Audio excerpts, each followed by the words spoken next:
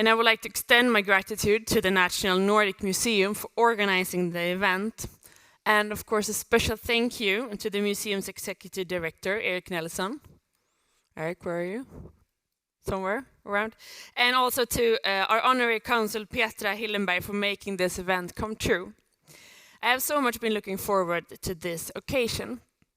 Let me start by setting the context that Sweden is navigating through. Europe is usually an economic powerhouse, but in recent time it has been stumbling. Businesses are facing excessive energy costs, regulatory burdens, and political uncertainty. The main cause are Russia's war on Ukraine, and an uneven recovery from the pandemic, and an early phase-out of the fossil-free nuclear energy. This has in turn sparked a severe energy crisis, high inflation, supply disruptions, and uncertainty about the economic future. However, despite all these challenges, I truly believe that there is a reason to be optimistic about the future. I am convinced that by increasing our resilience, reducing our dependencies on authoritarian states, accelerating innovation, and collaborating with international partners, we can reach our high-set climate targets, create new jobs, and increase our competitiveness. If we look back over the past 100 years, Sweden has gone from being one of Europe's poorest countries to becoming one of the most prosperous. Groundbreaking innovations, hard work, and constant renewal remain three important components in building Sweden strong. The industrialization of Sweden has started in the middle of the 19th century. Since then, our economy has been growing and export-oriented. A country where well-managed natural resources have been a decisive engine for our prosperity. Both our nations, Sweden and the United States, live and breathe innovation and entrepreneurship. We're facing what rightly can be called a historic task.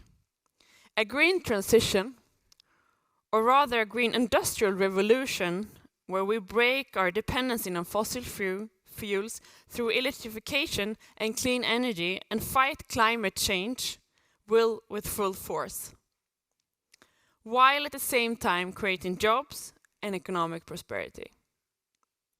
The green transformation of our economies represent our greatest socioeconomic transformation of our time.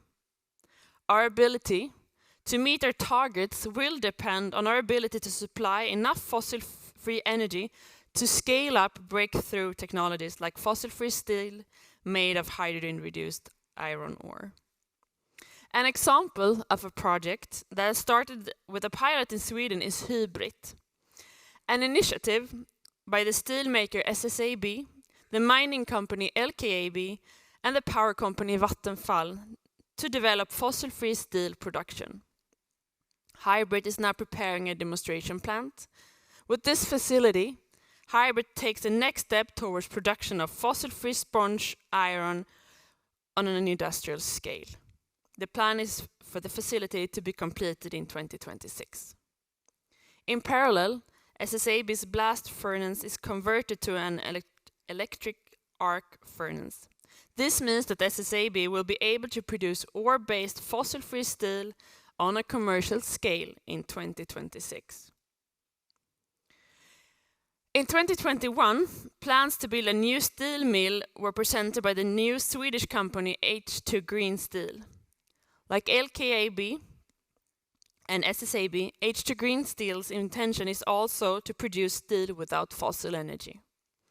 This process is based on hydrogen, where hydrogen is produced by electrolysis with electricity from fossil-free energy sources. The joint objective for these initiatives is for the entire Swedish steel production value chain to reach zero carbon emission before 2050. To facilitate these innovations and many more, Sweden will have to continue producing fossil-free electricity at competitive prices. Our energy mix is already fossil-free, with hydropower making up 40%, nuclear 30%, wind 20%, biomass 9%, and finally solar cells about 1%. However, to realize these ambitions and to scale up these energy-intense breakthrough technologies with competitive intact, we need to double our current electricity production. All fossil-free technologies are needed. However, given the scale of our expected increased demand and the high share of weather-dependent power production, a lot more nuclear will be necessary. By working together, innovative US and Swedish companies can help increase the speed of the green transition. One of the many already existing collaborations is the Swedish steel company SSAB, which has had a production facilities in Iowa and Alabama for over 20 years. Just over a month ago, SSAB was selected by the US Department of Energy to explore possibilities for production of fossil-free steel in the US.